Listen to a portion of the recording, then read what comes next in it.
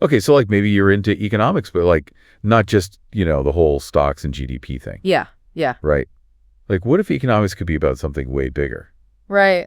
You know, values, purpose, even like making sure that everyone has a chance at like actually thriving. Totally. So get ready, because today we're going deep into neo-humanistic economics. It's a perspective that really, flips the script on traditional economics. Yeah, for sure. And we're going to be looking at excerpts from neo-humanistic economics, reconciling wealth with existential value. Oh, yeah. And this source material, I got to say, is pretty mind-blowing. I know, right? It really challenges like the very foundations of how we think about value and even wealth itself. Yeah, it asks questions like, what if every single living being has a worth that goes beyond how much money they make or how much they consume?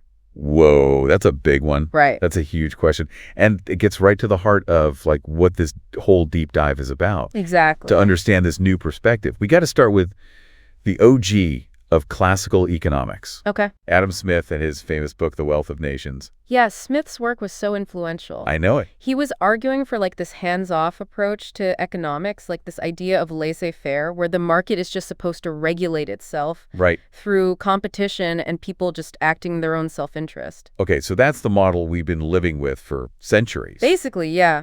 But wouldn't that lead to some problems for people who just can't participate in the economy?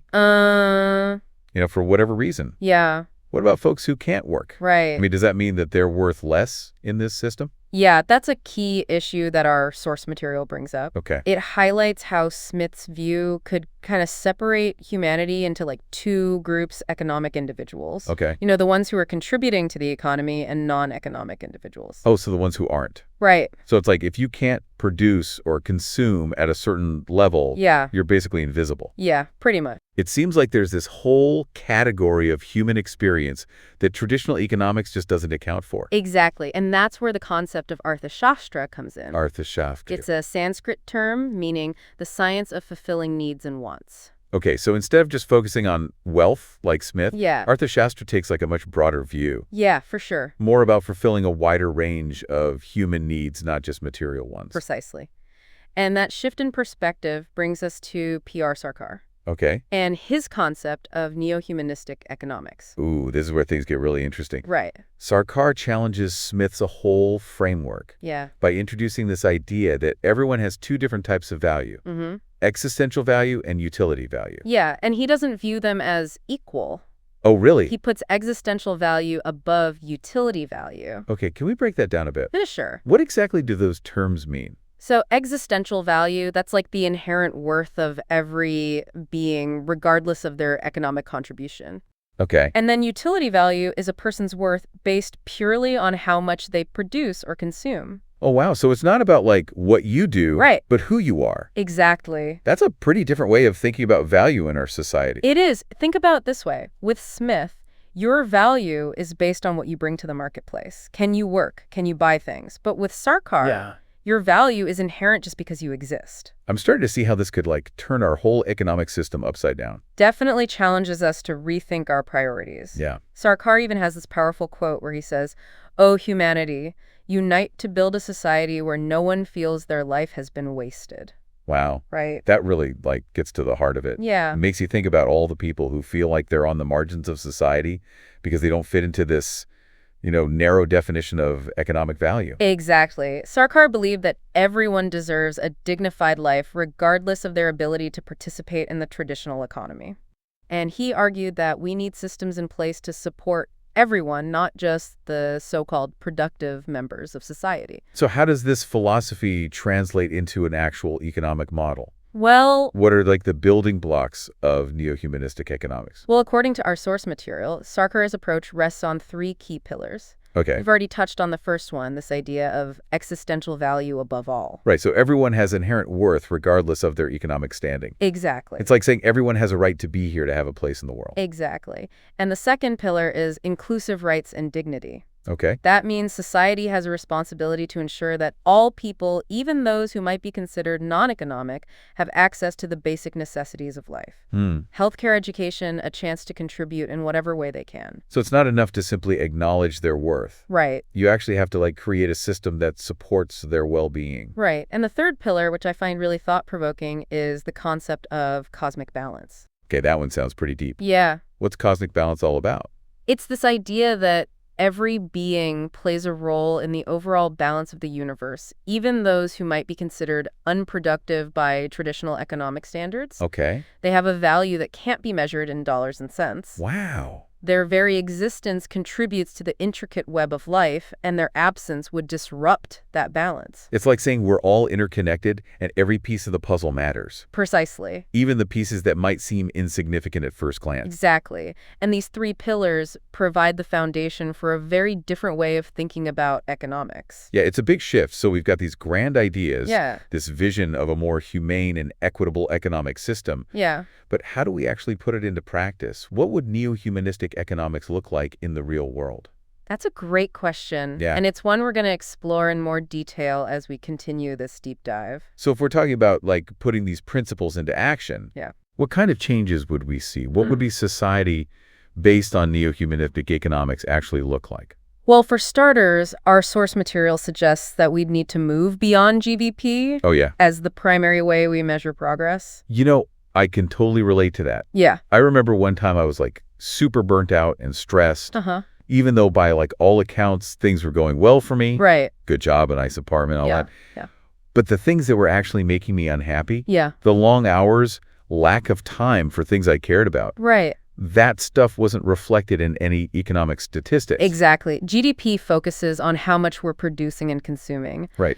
But it doesn't tell us anything about whether we're actually living fulfilling lives. Totally. Neo-humanistic economics would encourage us to consider things like well-being, Okay. environmental sustainability, Uh-huh. and how wealth is distributed, Yeah. all those factors that GDP just glosses over. So instead of just chasing economic growth for its own sakes, Yeah. we'd be looking at like a more holistic picture of societal health. That's right. And that might mean prioritizing things like universal basic services, a Right. strong social safety net, Yeah. and programs that help people reach their full potential, Right. even if they don't necessarily contribute to GDP in the traditional sense. That makes sense. But wouldn't some people argue that this kind of approach is like unrealistic, even utopian, Yeah. that it goes against like the basic principles of how economies work? It definitely challenges some long-held assumptions. Yeah.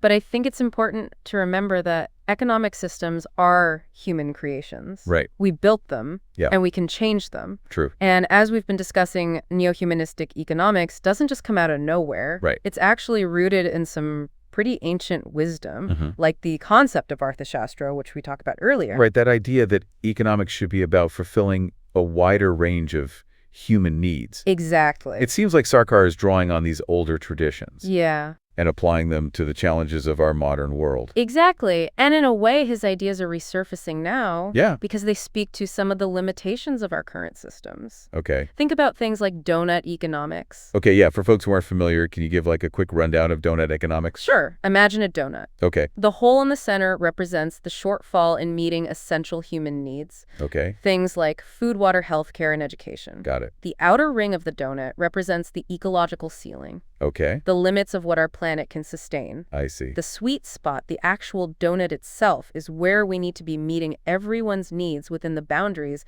of what our planet can handle. So it's a model that recognizes both our social and environmental limits? Right. And then you have ideas like universal basic income, Yeah. which would provide everyone with a guaranteed minimum income regardless of whether they have a job. That's a pretty radical idea in the context of traditional economics. It is. But it seems to be gaining traction as Yeah. automation and other technological changes Right. disrupt the labor market. Exactly. And these movements, while they may seem new, Yeah. are actually tapping into some very old ideas Uh-huh. about social justice and economic fairness. Okay. In a way, Sarkar's neo-humanistic economics can be seen as like a philosophical precursor to Interesting. these more contemporary movements. I see. It provides a kind of ethical framework for thinking about how we structure structure our economies. Okay, so we're seeing how Sarkar's ideas are reflected in some of these modern-day movements. Yeah. But let's get back to that comparison with Adam Smith. Okay. We were looking at this table. Right. That lays out their contrasting viewpoints Yeah. on some key economic issues. Uh-huh. It really highlights the stark differences between a purely market-driven approach Right. and a more humanistic one. Yes, this table is really helpful Yeah. in illuminating those key differences. Sure. It gets to the heart of what sets neo-humanistic economics apart. So the first big difference, as we've already touched upon, is their focus. Right.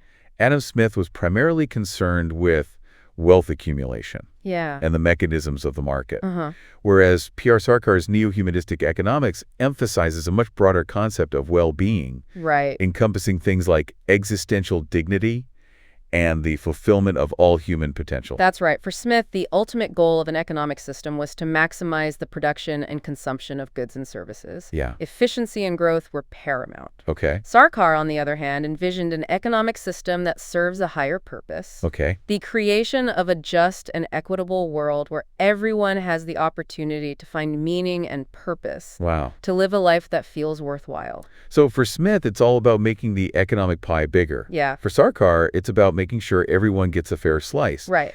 And that the pie itself is actually nourishing, not just empty calories. That's a great way to put it. And this difference in focus naturally leads to contrasting views on human value. Okay.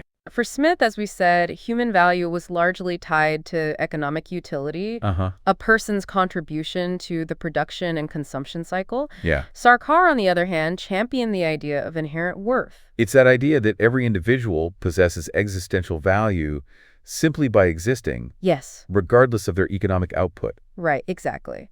And this leads to some pretty different conclusions about how we should treat those who are marginalized or disadvantaged. Okay. In a purely market-driven model, Yeah. those who are unable to participate fully in the economy, Right. whether it's due to age disability, lack of access to resources, Right. risk being left behind, Yeah. their lack of economic utility might lead to their marginalization. I imagine Smith would argue that a rising tide lifts all boats. Yeah. That a growing economy will eventually benefit everyone. He might say that, yes, but Sarkar's neo-humanistic economics takes a different approach. Okay. It puts the needs of those individuals, Yeah. the elderly, the disabled, those without access to opportunities, Right. front and center. Okay. It argues for robust social safety nets, Yeah. universal basic services, Uh-huh. and policies that actively work to uplift those who are struggling. So instead of assuming that everyone will benefit from a growing economy, Right.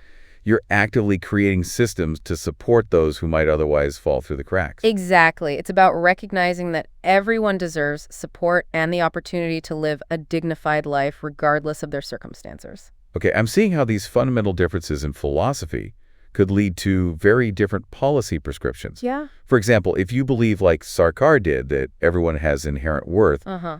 then things like universal healthcare and education start to look less like entitlements Right. and more like fundamental human rights. That's a great point. And this contrast becomes even more apparent when we consider the implications for things like social welfare programs, Yeah, access to healthcare and education for all. right. These are all areas where a purely market-driven approach can lead to inequities and leave some people behind. So this table really lays out the fundamental differences between these two economic philosophies. Yeah.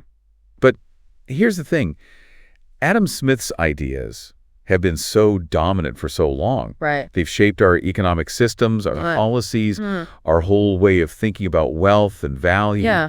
So how do we even begin to shift towards a more neo-humanistic approach? It seems like a pretty radical departure from the way things are currently done. It's definitely a challenge. Yeah. But I don't think it's insurmountable. Okay. Just the fact that we're having this conversation, that there's a growing interest in alternative economic models, Yeah. shows that people are starting to question the status quo. And as we've seen, Sarkar's ideas aren't just theoretical abstractions. Right. They're being reflected in a lot of these contemporary movements Yeah. that are gaining traction around the world. Exactly. Movements that are pushing for a more just and sustainable economic system. Things like donut economics, universal basic income, the degrowth movement. Right.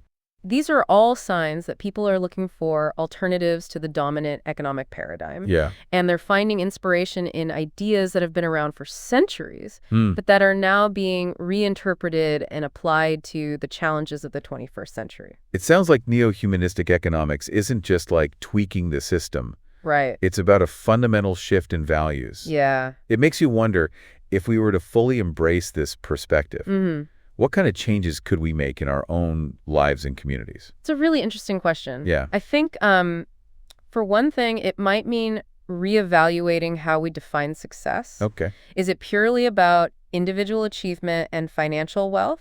Or are there other metrics that matter more? Yeah. Like our sense of purpose, Okay. our relationships with others, our contribution to the well-being of our community and the planet. I could see how that shift in perspective would impact, like, everything. Yeah. From the careers we choose to the way we consume. Right. Even how we measure the success of our communities and nations.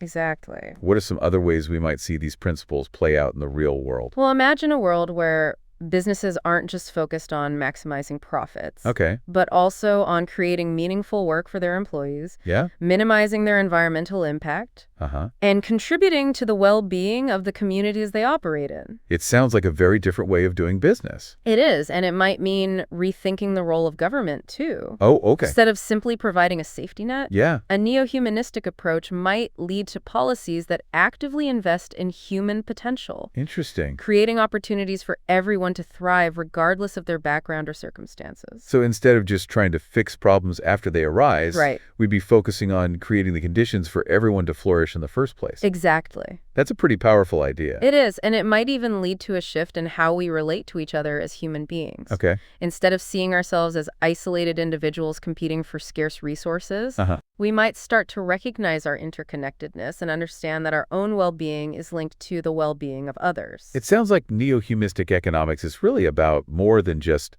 money and markets. Yeah. It's about creating a more just and compassionate world, a world where everyone feels valued and has the opportunity to live a meaningful life. That's a great way to sum it up. Yeah. And while it might seem like a radical vision, Right. it's one that's grounded in some very fundamental human values. Okay. Compassion, cooperation, a belief in the inherent dignity of every person. I think what's so compelling about this deep dive is that it doesn't just present a critique of the current system. Yeah. It actually offers a vision for something better. Right. And it suggests that this vision isn't some far-off utopia. It's something we can start building right now through the choices we make Exactly. in our own lives and communities. Absolutely. It starts with questioning the assumptions we've inherited about how things have to be. Right. It starts with recognizing that we have the power to create a different kind of world, a world that reflects our deepest values and aspirations. I'm definitely feeling inspired to take action. That's great. But I think for some people, these ideas might feel a bit overwhelmed. Yeah. It's easy to get caught up in the day-to-day grind and feel like we don't have the power to make a real difference. I understand. So as we wrap up this deep dive, Sure. what's one piece of advice you would give to listeners who are intrigued by these ideas but might not know where to start? That's a great question. I think the first step is simply to become more aware. Okay. Pay attention to the messages you're receiving about what constitutes a good life, a successful career, a thriving economy. Right. Are those messages aligned with your values? Yeah. Do they reflect the kind of world you want to live in? Once you start questioning those assumptions, you'll be amazed at how many opportunities you find to make different choices to support businesses that are aligned with your values, to advocate for policies that promote a more just and sustainable world. So it's about paying attention, Yeah. asking questions, Yeah. and making conscious choices in our everyday lives. Exactly. And remember, you don't have to do it alone. Right. Connect with other people who share your values. Okay. Join organizations that are working towards a more humane and equitable world. Yeah.